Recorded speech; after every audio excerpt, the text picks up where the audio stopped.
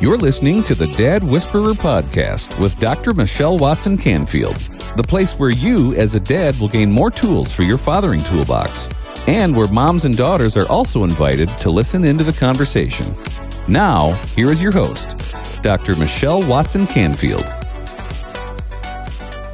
Hello, everyone, and welcome back to the Dad Whisperer podcast. I'm your host, Dr. Michelle Watson Canfield, and I welcome you to this conversation today, Dad, especially if you're ready to add more tools to your fathering toolbox. The grid that guides our conversation every week is simply on your mark, get set, go. So, Dad, envision yourself standing there with other dads getting ready to run your fathering race this week. I'm on the sidelines as your coach, cheering you on and saying, on your mark, get set, go. On your mark is the topic or the theme. Get set as I'm going to fill that in with stories and stats. And go is always your practical action step so that you can put your love for your daughters and your sons into action this week. Well, today on the program, I have a return guest coach joining me, and her name is Dr. Kathy Koch. I so loved having her on the program. Oh my goodness, I guess it was all the way back in 21, July 15th. If you want to go back and listen to it, it's episode 225. And Dr. Kathy and I talked about something really powerful for you as dads, and we titled it, Unlock Your Daughter's Smarts. We talked about 8 smarts, and Kathy unpacked her book. And so today we're going to be talking about another one of her awesome books called Resilient Kids, Raising Them to Embrace Life with Confidence. So, Dad, if you want some tools to help your daughter unlock the potential that God has put in her, you are going to love this conversation. Well, let me tell you a little bit more about her. Dr. Kathy Koch is the founder and president of Celebrate Kids, Inc. It's based in Fort Worth, Texas. She loves seeing children flourish and helping parents make that happen. And she says it's never too late to start.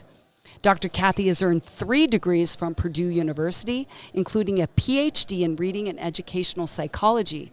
She has served as a tenured associate professor in the education department at the University of Wisconsin-Green Bay and is a frequent guest on Focus on the Family daily broadcast.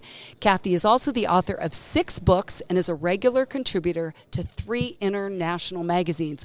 Oh my goodness. Do you see why I invited her here today? She is not just an expert in all things related to kids, but this is a woman who walks her talk, and it's such a joy to have you here today. Welcome, Dr.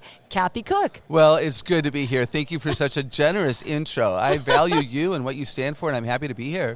We've really had fun the last couple years, haven't we? Yes. Just staying connected, even with my husband. And I enjoy you both. And we still wonder what God might have up his sleeve, don't we, for us to partner even more together. We do. Well, today for On Your Mark, we're calling this Keys to Raising a Resilient Daughter Who Embraces Life with Confidence. And Dad, you've just got to know, I'm speaking as a woman, Dr. Kathy is speaking as a woman, we oftentimes may look like we have confidence, but under the surface we don't. And there are hits that come against us where it's hard to rise above and push through.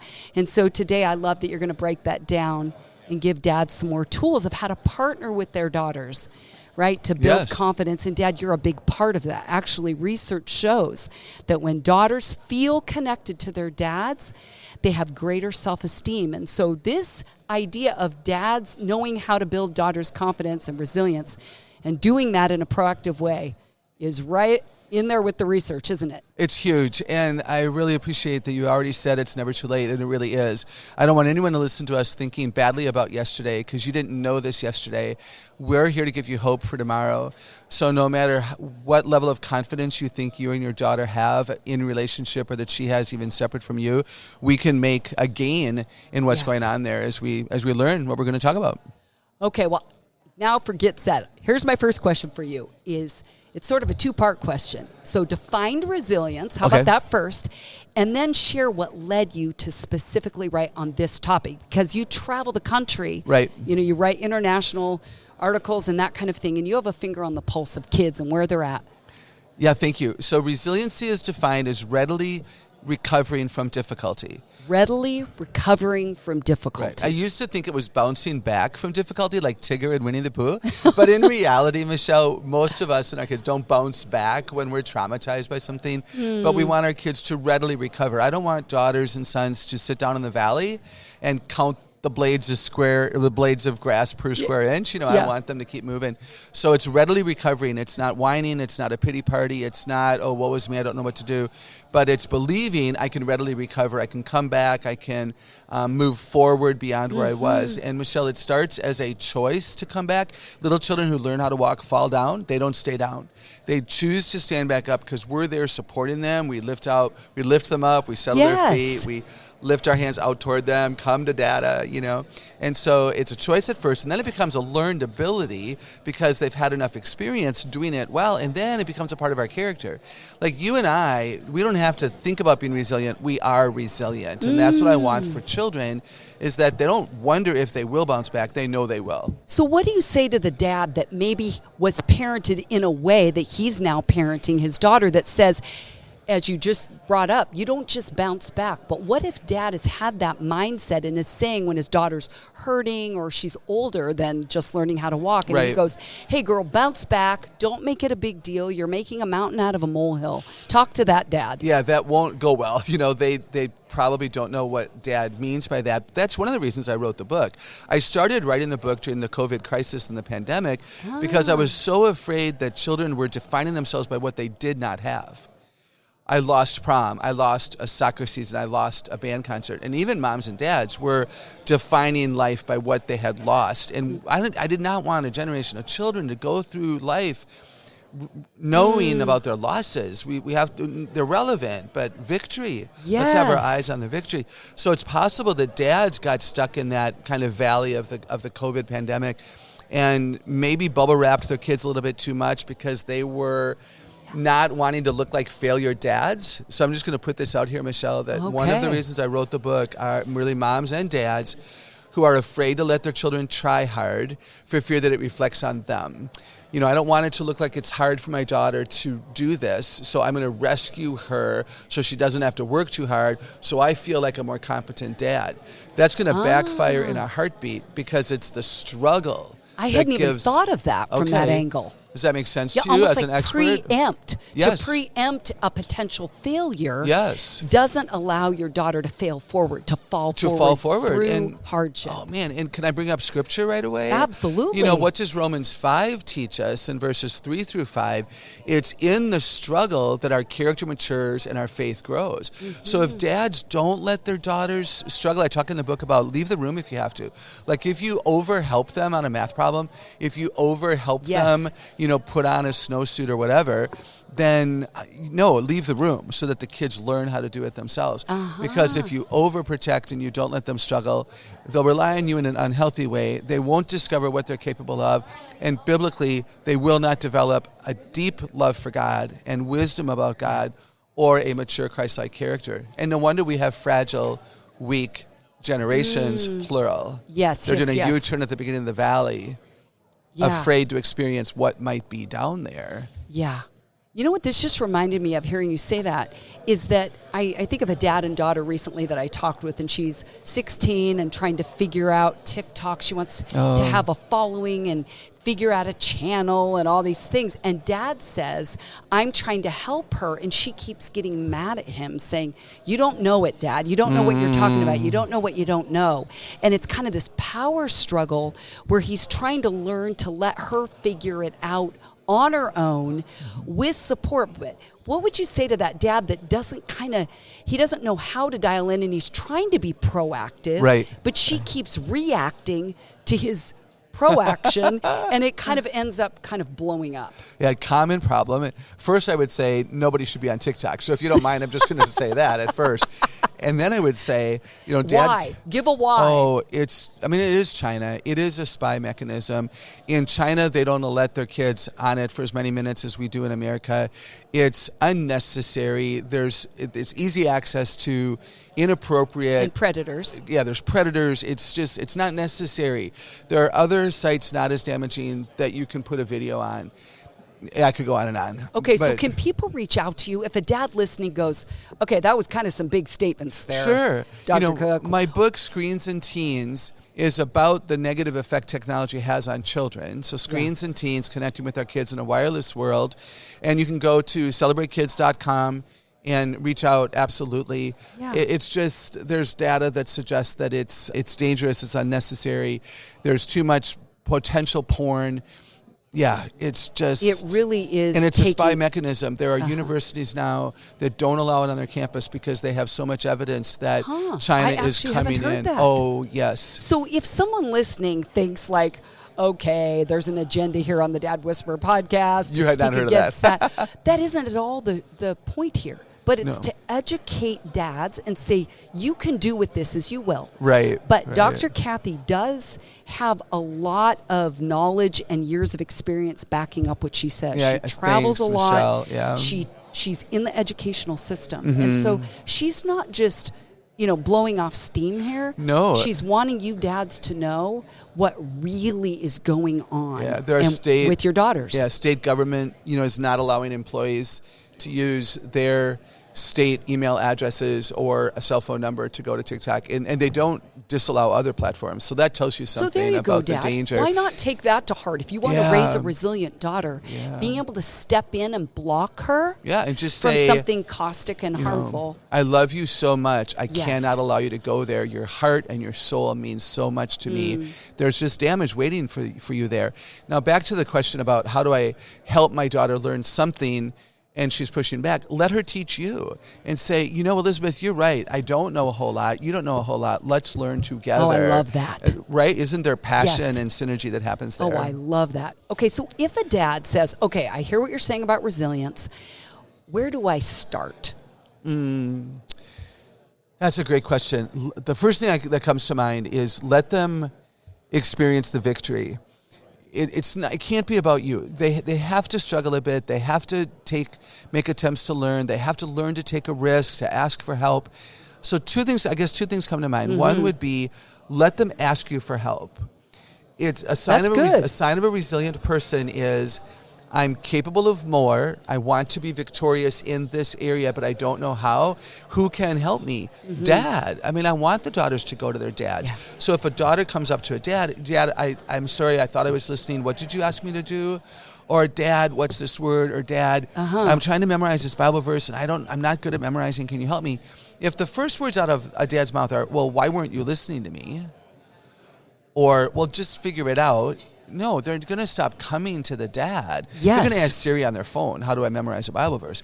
And I'd rather have the daughter go to the dad.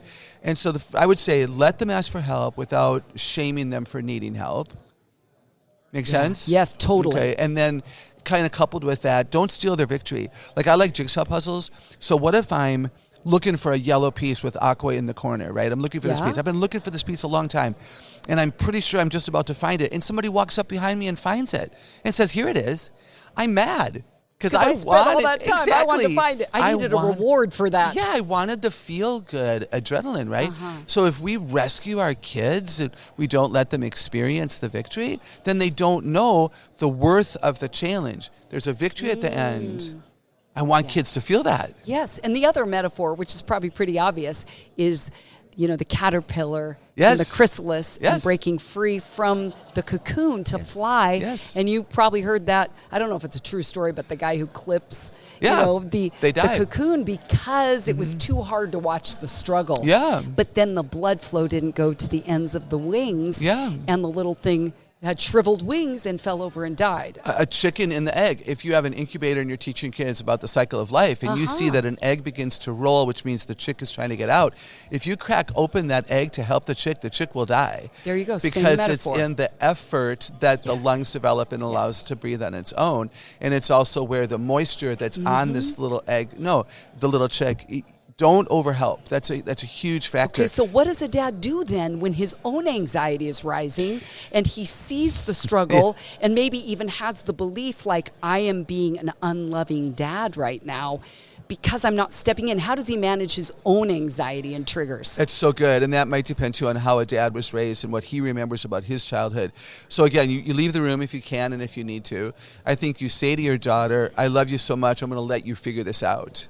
Because the victory you'll experience is ultimately what you need to have. So he has to tell himself that truth. Tell himself that, and even tell the daughter, I'm not going to help you right now, because I know that when you put forth effort and you're diligent and you're teachable and humble, you're going to learn it, and it's going to be so good for you to own the victory. So you actually say that to the kids. I love you so much that I'm not going to help you right now. And you're available. And I also think, Michelle, it's honoring to say to a daughter, how can I help you? Not can I help, but how can I help you? That might be your go stepdad today that you're going to take with you. How can I help you? How can I help you? And maybe you say, do you need me now, or do you want me to keep waiting and watching? Like, I'm available. Oh, I love that. But I don't want to help you too soon.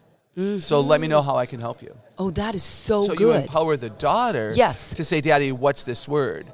Or Daddy, where's the sharpener I need to sharpen my pencil?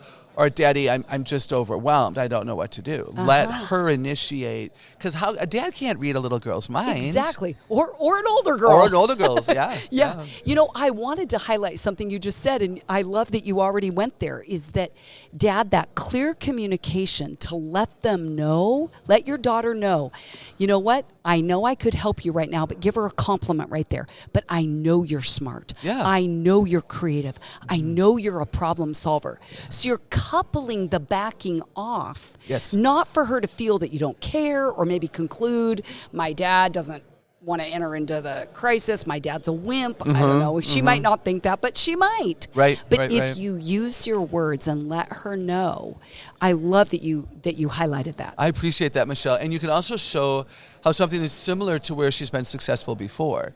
So if she's overwhelmed by a craft project in the summer or a math problem during the school year, but you know that the math page is similar to yesterday's and she did well yesterday, show her that. Take a picture, do a little video when in the moment, and then show her, look, why are you panicking? You're learning. The purpose of school is to learn what you don't yet know. You're not going to know everything yet. Exactly. The reason that your piano teacher is asking you to do that song is she's challenged you at the next level. So just relax. Just relax. You know? And I think about a recent interaction I had, and it happened to be with a nephew, so not a niece, but doing a painting project, and the painting got thrown against the wall. Oh, interesting. And it was like, because sometimes that big, rush, it could be estrogen or testosterone, but really what I found out later is it was a lot of self-criticism, is the painting wasn't good enough, so the art project in that moment was so under par, which I have no idea what that thought was, because I thought it was amazing. Yeah. And so letting that brain calm down, that midbrain, where that's where that emotional center is on your daughters, on your sons, in them, is sometimes I always say give a time out that's as many minutes as your child is in their age, and yourself. If you're 50 years old, you need a 50-minute time out for your brain to calm down so that you can come back and respond with kindness, and that you're modeling resilience to your daughter. Yes. How can a dad do that?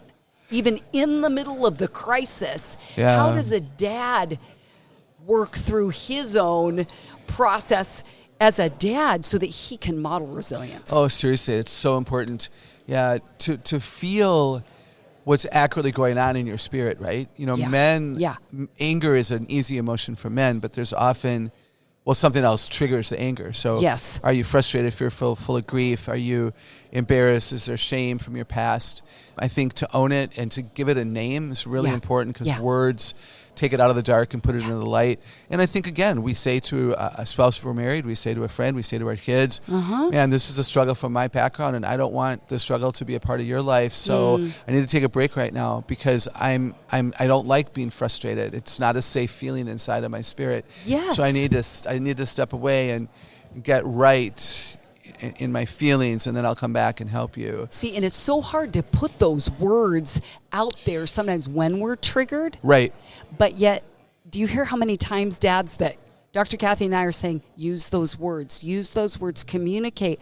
So if you can tell you're hitting an 8, 9, or 10 on your own 0 to 10 scale, You're going to say something you regret. The response won't align with building resilience in your daughter. But use words. If it's just, sometimes I say do a big T with your hands like you do for a timeout in sports. And if you can't get words out, let her know I'm not totally right now reacting to you. This is my own stuff. Yeah, it's so good. I'm going to exit. Well, we're going to take a break. When we come back, Dr. Kathy Koch and I are going to continue this awesome conversation about raising resilient daughters. Are you a dad who has ever desired a deeper connection with your daughter, but haven't known how to go about it? Let's Talk Conversation Starters for Dads and Daughters is the very resource you need. Dr. Michelle wrote it with you dads in mind. This book will support you with scripted questions, equip you to decode your daughter, and inspire you with stories of other dads and daughters. Don't wait any longer to be the hero you want to be and that your daughter needs you to be. So, to let the talking begin, head on over to drmichellewatson.com/books and order your copy today. This book will become a favorite in your fathering toolbox and will give you the answers you've been looking for. That's drmichellewatson.com/books. Now, back to the Dad Whisperer podcast.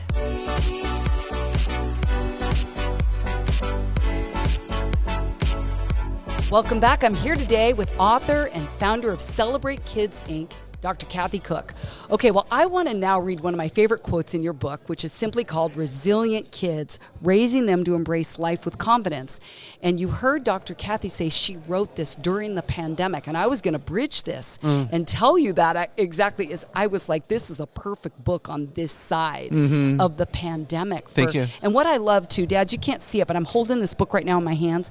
It is small. Yes. This is one that literally you could read literally on a flight, taking an Uber, in between clients, on your lunch break, because it's small. You're going to get through it in a way that won't overwhelm you. I really believe that. But That's Dad, cool. Here's one of your quotes. You said, this is who resilient people are. They don't deny what happened, but they're not controlled by it. They process their pain, fear, and regret so they can learn from it all. Then they move on because they're better because of the experience. Something negative can lead to something positive. Say more about that, because I love the power in those statements. You know, I often say in my work, Michelle, that the past is real and it can change us, and the past can change us, it ought not control us. Our past is our past, and we need to process it well. We can't deny negativity. We can't deny how we were raised. We can't deny experiences that we've had. But we don't need to let those experiences control us. And if they were negative for us, we surely don't want to carry that into our kids' childhood and potentially adulthood. So I appreciate that you caught that as valuable. The past is relevant, but it doesn't need to control us. If we think it is, we need to process, we need to forgive. If a person's alive who was a factor in our lack of resilience, maybe we go have a conversation. You know what happens, Michelle? We look back on the past with today's wisdom, and that's not fair. Because, that's good. Right? When we were that age, we didn't know what we know now, so we parented the best we knew how to do, or our parents parented us the best that they knew how to do. Exactly. The school systems were different. There was more of a shame and a blame. So it is what it is. We can't look back and think, I was so stupid back then. No, you did well with what you knew to be true, and now you have, praise the Lord, new wisdom to move forward with. Yeah. I hope that makes sense. Yeah, it totally does. And I love this whole idea of saying, you're not denying what happened. And I think sometimes it can be easy to just say, and even misquote Philippians. Oh, yes. Come on. Saying, forget what lies behind, just reach forward to what lies ahead. Right. But we really can't forget it. And if you actually look at that passage, Paul had just listed everything in his past. Yeah. So he wasn't saying, I've forgotten that. He says, that's not my identity. Right. But if you don't get it out, I think it stays in and takes on a life of its own. So really, when you say process it, part of that is talking about it, getting it out front. So when your daughter's having a big reaction, had a really bad day, she's kind of stuck in a non-resilient stance. Right. Is you can ask her what questions. What would you encourage a dad to ask his daughter? Yeah, I was just thinking, if you see your daughter still affected by something that you consider old, I think challenge her. I would say, Bethany, why are you allowing something that's 6 weeks old to still control your attitude? Help me understand why that was so significant that it is still bringing you down. Yeah. I thought that you had forgiven or had moved on, and see if you can get a conversation built. Maybe you talk about your experiences and how you know it's unwise and unhealthy to stay stuck, and how have you moved forward if in fact you have found that victory. Yeah, so let them know you're disappointed or surprised. At the same time, they're impressionable little girls with big hearts, with big emotion, right? And so it might be just hard for the dads to understand that. But I think what I find in my work is children value being challenged by what we see in them that we think is unwise or disappointing. Disappointing is more negative than unwise. Like, I just don't think it's wise for you to, why are you remembering that you lost the softball tournament when that was so long ago? But you're forgetting, and then you might have to put the positives in there. Right. If she can't get to them, Right. That's a why good not point. help serve that up? Yeah, love that. Yeah, you know, learned a lot in the season that'll help you in the next Here's season. what I saw. Right. What's keeping you from connecting to that? Because I love, even in what you just said, was help me understand. Yes. And I think that's such a beautiful, that might be a go step, Dad, for you today, to put those words kind of into your grid to say, help me understand. What am I missing? I love that, Michelle. And the other thing that we have to say to our dads is that the little girls might not know. Even big girls might not know. They might not know why something that's 6 weeks old is still controlling them. So pay attention. Yeah. And if you feel you know why something is still dragging her down, challenge her. Do a verbal multiple choice. Are you still bothered by that because of this or this or this? And watch for what I call the eyebrow lift, because most of us give away truth when our eyes react. Yeah. So pay attention. Know your daughters well enough that you can ask those kinds of questions. Yeah, read her eyes. Right. But I've never thought read her eyebrows. That's actually really good. I didn't know that. I mean, yours just moved up. So did yours. Yeah, because you were responding well to this new idea. Isn't that interesting? Yes. So if we can get the girls to look at us, and it's not like, look at me so I can read your eyebrows. Yeah. Like, it's just this kind of a spontaneous, fun thing that you're going to discover. Don't let the girls know what you're doing, because then they'll hide their eyes from you. But just watch. Yeah, you're reading her body language, because she'll give a lot away in her face. You've probably read that the experts say communication is 7% words, 38% tone of voice, but 55% body language. So 93% is nonverbal. Yeah, it's so fascinating. When your daughter is downcast, her head is down, she's stuck maybe in I call it that hamster wheel cycle, and you're going around really fast, but you're stuck in a cage, is see if you can get underneath, maybe if her head is down, look at her eyes, look at her eyebrows. That's really practical. Okay, here's another question. I'm I love it. hitting you lots of these, throwing you curveballs. Can a dad ever get in the way of his daughter becoming resilient or strengthening her resilience? Oh, absolutely. And if so, Michelle, how? By helping too soon, by being afraid of their struggle because it makes you look bad. And this is a cultural moment. I'm sorry, but a lot of moms and dads are fragile themselves. They're unsure, and they're trying to get way too much of their esteem from how they parent. They're putting a lot of pressure on the daughters to perform. They're not performers. They're human beings. They're not human doings. We have to be really careful of that. So don't be afraid of their struggle. Don't help too soon. Don't rescue too soon. Don't, of course, say, oh, I can't believe you don't know this already. Yeah. What's wrong with you? Now, if you said that earlier today, guys, no shame, no blame. You've been parenting the way that you know how. We're here to help you. Yes. So maybe you apologize for that. Maybe you learn.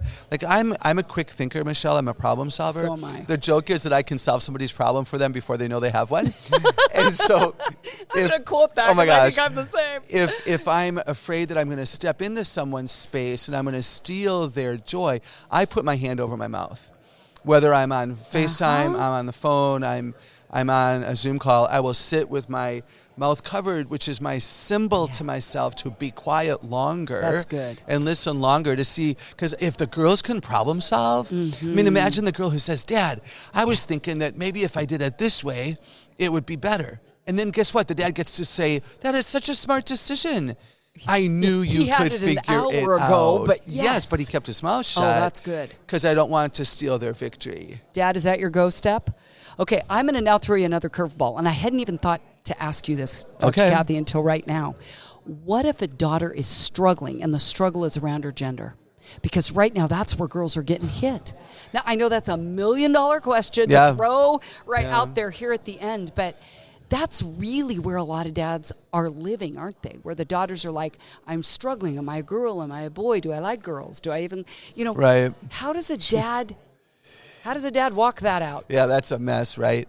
But it's such a good question because we have to be willing to go there or we look as woke as everybody else. So depending upon the age of the child and the relationship you have, what makes you think so? Has somebody teased or gossiped? Have I done something to indicate I'm displeased with the way that you behave? It's what I say to young people all the time is that a guy can like pink and a girl can play with trucks. There's absolutely nothing about gender there. And it is typical for girls to have more girlfriends than boyfriends, and it's typical for boys to have more boyfriends than girlfriends. It doesn't mean that they're gay or lesbian if they're doing that. Or trans or trans. Or somebody says to me, I think I'm a lesbian. I'm like, have you been sleeping around? I mean, no, you can't know that unless you're sexually, ready. And they're 8. It's just so mind-boggling to me. But they're being told, how do you know if you haven't gone there or tried this? How can a dad step into that space then? You be bold and you tell the truth in love and you say, sweetheart, let me listen longer. Tell me about your fear. Well, Daddy, I was called a tomboy. And so does that mean I'm a boy? Like listen to the word them. boy in it. Listen to them and then affirm the femininity. Let them dress up if they want to. If they don't want to, that's okay. Celebrate them, do the tea party. Let them know that you love that God gave you a girl. Use the word created. God created you. He's a great creator. You are not an accident in a meaningless society. I could go on and on. I have a low voice. So I'm glad that you said that I'm a woman on the show with you. There are people who hear my voice and think, well, that's a guy. No, I have a low voice. It doesn't make me a guy. But you know what, Michelle? If I was young today, I might wonder if my voice was right and everything else was wrong. I have great empathy for the gender confused because the culture's a mess and people are chaotic. And you've had people throw messages at you. I have had hate mail. Yeah, that truly you're trans. Why don't you just admit it? And I'm like, that's absolutely ridiculous. I can prove I'm totally female. I'm not going to strip down now, gosh. but you've got to believe me. You've lived that. Yeah. And so I have real empathy. There's nothing wrong with being a woman. There's nothing wrong with being a guy. Your identity is given to you by God. He's a good knitter. I could go on and on and on. The dad has to listen. The dad has to affirm what is true. Yes. And please understand that the data supports this. Almost about 70% of children and preteens who think they're trans grow out of it. 70% of the young people who assume they're in the wrong body grow out of it. They just have to live long enough to find out it's good to be who they are. Well, and you add in the fact that the chromosomes in a dad determine the sex of a daughter. And so dad's stepping into that space where you are answering her questions. Just because you like doing this does not mean you're a guy. Does not mean you're a boy. Oh, and another thing, if you don't know this, is a lot of girls want to be guys because they feel their gender is weak. So what they're saying in the research is, I don't want to be raped. I don't want to be abused. I don't want to be stared at that way. I feel so uncomfortable. And they believe that if they become the guy, they're the one with the power. And so raise up your daughters to know they're strong in a physical way, an emotional way, in a social way, an intellectual and a spiritual way. Keep affirming their strength and their wisdom and their stick-to-itiveness so that they know that they can protect themselves. They don't have to change their gender to be strong. Oh, that is so good.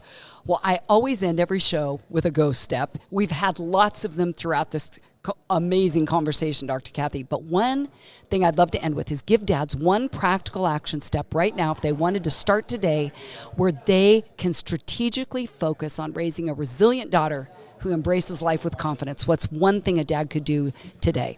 I think it's important that they use the word resilient.